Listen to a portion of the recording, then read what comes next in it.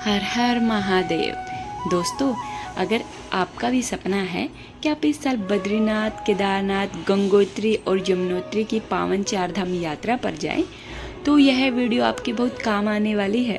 अक्सर लोग बिना तैयारी के निकल जाते हैं, कभी बजट ख़त्म हो जाता है तो कभी रजिस्ट्रेशन न होने की वजह से आगे नहीं जाने दिया जाता।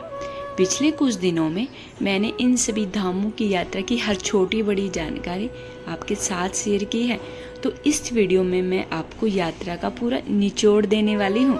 हम बात करेंगे सबसे 3 जरूरी बातें। फ्री रजिस्ट्रेशन कैसे करें, दूसरा ऊंचे पहाड़ों पर मेडिकल और फिटनेस की तैयारी, और तीसरा सबसे खास कम से कम बजट में यात्रा पूरी करने के सीक्रेट्स। वीडियो को बिना स्किप किए लास्ट तक जरूर देखना, क्योंकि यह वीडियो आपके बहुत काम आने वाली है। चलिए शुरू करते हैं। सबसे पहला, रजिस्ट्रेशन। दोस्तों, सरकार ने सुरक्षा के लिहाज से चारधाम यात्रा के लिए रजिस्ट्रेशन बिल्कुल अनिवार्य कर दिया है। बिना इससे आपको ऋषिकेश से आगे चेक पोस्ट नहीं करने दिया जाएगा। हाँ, सबसे ज़रूरी बात ध्यान रखिए, रजिस्ट्रेशन पूरी तरह से मुफ्त यानी फ्री है। इंटरनेट पर कई फर्जी वेबसाइट हैं और कई दलाल आपसे इनके पैसे मांग सकते हैं, उनसे सावधान रहें। रजिस्ट्रेशन करने के 3 आसान तरीके हैं। सबसे पहला, उत्तराखंड सरकार की ऑफिशियल वेबसाइट पर जाकर। दूसरा, अपने मोबाइल में tourist care Uttarakhand app download करके। तीसरा, उनके ऑफिशियल व्हाट्सएप नंबर पर मैसेज करके। आपको बस अपना आधार कार्ड और अपनी यात्रा की तारीख डालनी है और आपका QR कोड वाला पास डाउनलोड हो जाएगा। इसका प्रिंट आउट अपने साथ रखें। अब आते हैं दूसरे सबसे महत्वपूर्ण भाग पर, मेडिकल और फिटनेस। दोस्तों, केदारनाथ और यमुनोत्री की चढ़ाई बहुत खड़ी और कठिन है। जैसे जैसे आप 11,000 फीट से ऊपर जाते हैं, हवा पतली होने लगती है, ऑक्सीजन का स्तर कम हो जाता है, इसलिए इसे हल्के में बिल्कुल ना ले। यात्रा पर निकलने से पहले हर रोज़ हल्की फुल्की वॉक कर ले, थोड़ी बहुत एक्सरसाइज जरूर करें। आगे मैं बात कर रही हूँ आपके बैग में क्या क्या होना चाहिए, नोट कर ले, क्योंकि ऊंचाई पर सिर दर्द, उल्टी होना यह एक आम बात है। इसलिए आप अपने साथ एक पेन किलर, ORS के पैकेट जरूर रख लें। एक सबसे छोटा और देसी नुस्खा है, एक छोटी थैली में कपूर और लौंग रख लें। इनको रुमाल में सूंघने से ऑक्सीजन की कमी में बहुत राहत मिलती है। पहाड़ों का मौसम हर 5 मिनट में बदलता है।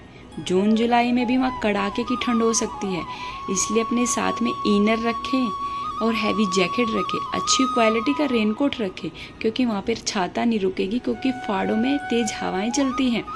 अब बात करते हैं उस टॉपिक की जिसका सबसे बेसब्री से इंतजार था, बजट कैसे बचाएं। चारधाम की यात्रा महंगी भी हो सकती है और बहुत कम बजट में भी। यह पूरी तरह से आपके फैसलों पर निर्भर करती है। पैसे बचाने का पहला तरीका, यातायात। अगर आप ऋषिकेश या हरिद्वार से प्राइवेट टैक्सी बुक करते हैं तो बहुत महंगी पड़ती है। बजट बचाने के लिए आपको सरकारी रोडवेज बसों का इस्तेमाल करना होगा। ये बसें सुबह जल्दी ऋषिकेश से हर धाम के लिए चलती है। इनका किराया बहुत कम होता है। आप शेयरिंग जीप में भी जा सकते हैं। दूसरा तरीका, रुकना कहाँ है। मुख्य मंदिर के पास तो बहुत महंगे होटल होते हैं, इसलिए बजट यात्रियों के लिए सबसे बेस्ट ऑप्शन होता है आप महंगे होटलों को छोड़कर सरकारी गेस्ट हाउस में रुक सकते हैं। वहाँ पर आपको इसका मैंने रजिस्ट्रेशन का लिंक फ़ोटो दे दिया है, आप इसको देख सकते हैं। और हाँ, आप डोरमेट्री भी बुक करा सकते हैं। इसके अलावा आप हर धाम पर कई सामाजिक धर्मशालाएं और गुरुद्वारे भी होते हैं, जहाँ नाम मात्र के खर्चे में आप रुक सकते हैं। तीसरा तरीका, खाना। रास्ते में बड़े बड़े रेस्टोरेंट की बजाय आप छोटे छोटे ढाबों या फिर वहाँ पर रास्ते में लंगर चलते रहते हैं, उनका खाना बिल्कुल शुद्ध होता है। आपको उनका फ़ायदा उठाना चाहिए।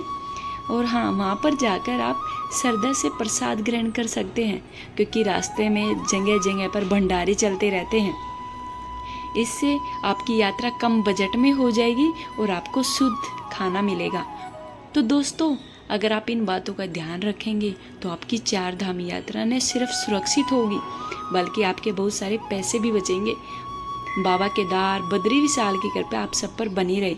मुझे कमेंट करके ज़रूर बताना कि आप इस साल किस धाम की यात्रा पर पहले जा रहे हैं। अगर यह जानकारी अच्छी लगी हो तो वीडियो को एक लाइक ज़रूर करना, इससे मुझे बहुत हिम्मत मिलती है। अपने परिवार और दोस्तों के साथ इसे शेयर करना और हाँ, मेरे चैनल को सब्सक्राइब करना बिल्कुल भी ना भूलना। मिलते हैं अगली वीडियो।